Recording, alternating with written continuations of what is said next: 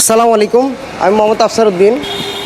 আপনারা এই গাড়িটা ভিডিও দেখছিলেন, কনভার্সন করছিলাম যখন, ঠিক আছে। আর এটা মানে পুরো গাড়ি কনভার্সন করার পরে আপনি কোন জায়গা থেকে আসছিলেন? টাঙ্গাইল মির্জাপুর থেকে। টাঙ্গাইল মির্জাপুর থেকে আসছিল, কিন্তু ওনার গাড়ি কনভার্সন করার পরে একটা প্রবলেম তৈরি হয়েছে, সেটা হচ্ছে গাড়ি ধাক্কা মারতো।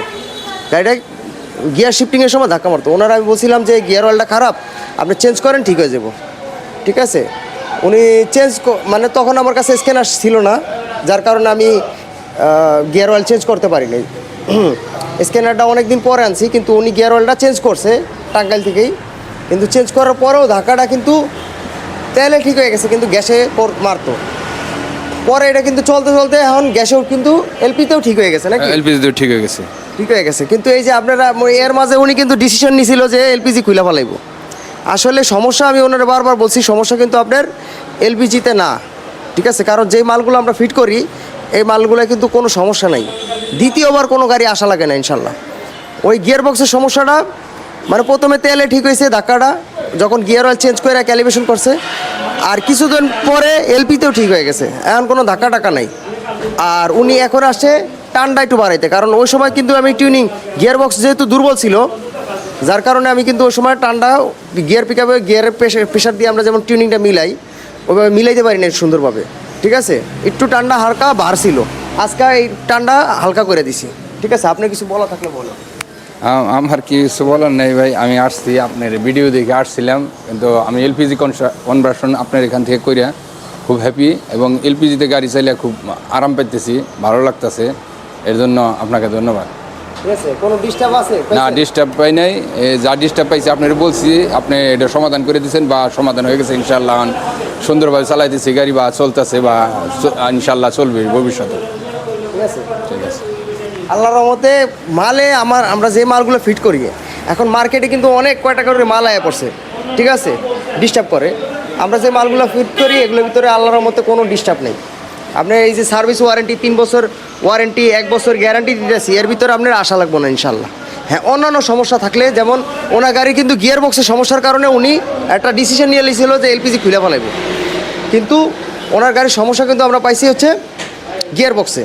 গিয়ার অয়েল চেঞ্জ করার পরেও কিছুদিন সমস্যাটা ছিল, প্রথমে তেলে ঠিক হয়েছে, তারপরে গ্যাসে ঠিক হওয়ার পরে পরবর্তীতে আপনার গ্যাসেও কিন্তু এটা আস্তে আস্তে ঠিক হয়ে গেছে।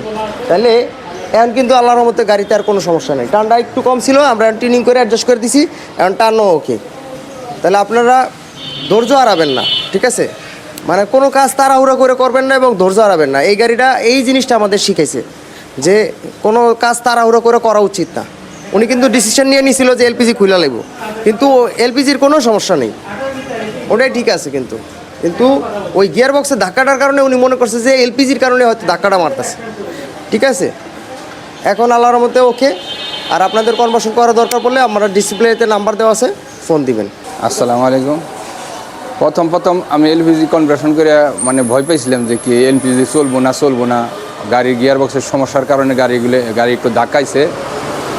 আমি পরে গিয়ার অয়েল এবং গিয়ারের যে সিলগুলো আছে, সিলগুলো চেঞ্জ করার পরেও একটু ধাক্কাইছে। যত দিন যাইতেছে এখন মানে গাড়ি অ্যাডজাস্ট হয়ে যাইছে, এবং এখন যত চালাইতেছি তত মজা পাইতেছি। এলপিজিতে চালিয়ে খুব মজা পাইতেছি, ভালো লাগতেছে।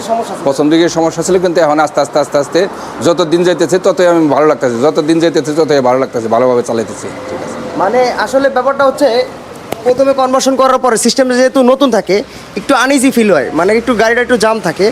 এটা আস্তে আস্তে কিন্তু চলতে জিনিসটা ফ্রি হইলে তখন কিন্তু এটা ক্লিয়ার হয়ে যায়, ঠিক আছে।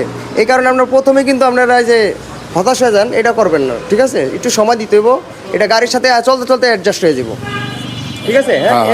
হ্যাঁ, এরকম হয়েছিল, কিন্তু এখন অ্যাডজাস্ট হয়ে যাচ্ছে। এখন যত চালাইতেছি তত ভালো লাগতেছে, গাড়িও ভালো চলতেছে, ঠিক আছে।